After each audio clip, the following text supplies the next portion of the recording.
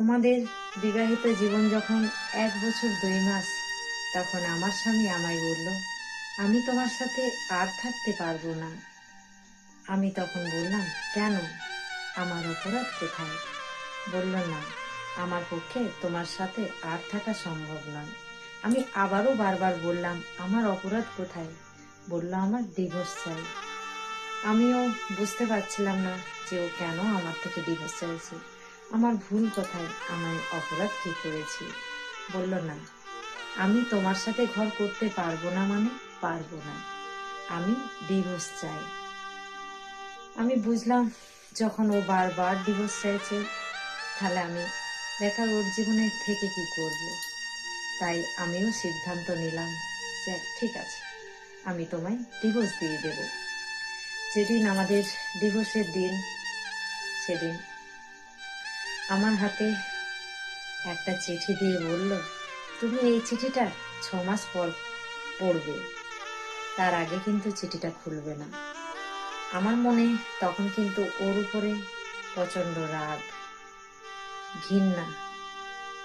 আমি প্রথমত চিঠিটা নিতে চাইনি, কিন্তু ও আমায় রিকোয়েস্ট করে বলল, এই চিঠিটা তুমি ধরো, একদিন তোমার কাজে লাগবে, আর এই চিঠিটা তুমি 6 মাস পর খুলবে।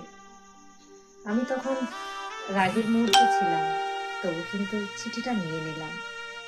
তারপর আমি আমার বাবা মায়ের কাছে চলে আসি। এভাবে কাটতে কাটতে 1 বছর কেটে গেল। হঠাৎ করে আমার মনে হলো, আমায় তো একটা চিঠি দিয়েছিল, আমি একবার চিঠিটা খুলে দেখি। চিঠিটা খুলে যখন আমি দেখলাম, আমি চিঠিটা পড়ে অবাক হয়ে গেলাম যে চিঠির মধ্যে এমন লেখা, যেটা তোমরা শুনলেও সত্যি খুব কষ্ট পাবে। সেদিন আমার 2 চোখ ঝরে জল। আমি চিঠিটা পড়ছিলাম অনেক কষ্টে। সেখানে লেখা ছিল, তুমি আমায় ক্ষমা করে দেবে। তোমায় আমি খুব ভালোবাসতাম, তাই আমি চাই না তোমার জীবনটা নষ্ট হয়ে যায়।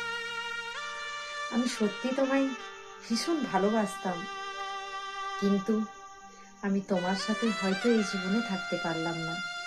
যদি গত জন্ম বলে কিছু হয়ে থাকে, তাহলে আমি তোমার জন্য অপেক্ষা করব। জানি না আমি সেই জন্মে তোমাকে পাবো কি পাবো না, তবে তোমার মতো স্ত্রী সত্যি ভাগ্যের ব্যাপার পাওয়াটা।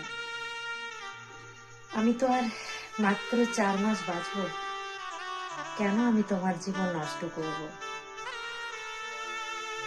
তারপর আমার সত্যি খুব কষ্ট হলো যে আমি চিঠিটা 4 মাস পর, বা আমি চিঠিটা যখন দিয়েছিল তখন কেন খুলে পড়লাম না, তখন কেন দেখলাম না। আসলে আমার স্বামীর ক্যান্সার হয়েছিল। তিনি চিঠিতে লিখেছিলেন যে আমি মাত্র 4 মাস বাঁচব,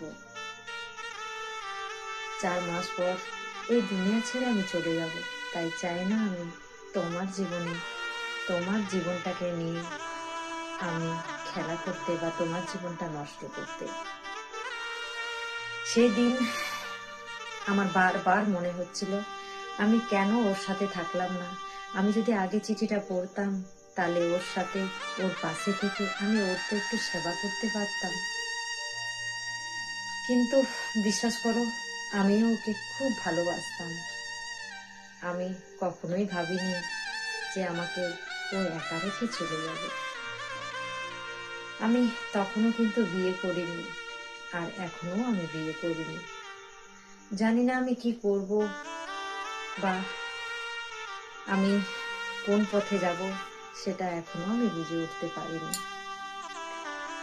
কিন্তু উনি আজ এই পৃথিবীতে নেই।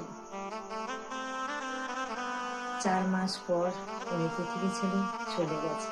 তবে যেখানেই থাকুক, উনি যেন ভালো থাকে, সুস্থ থাকে, এই কামনাই করি।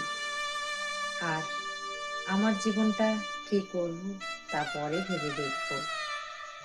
এটা ছিল ছোট্ট একটা গল্প, যার নাম ছিল পূজা।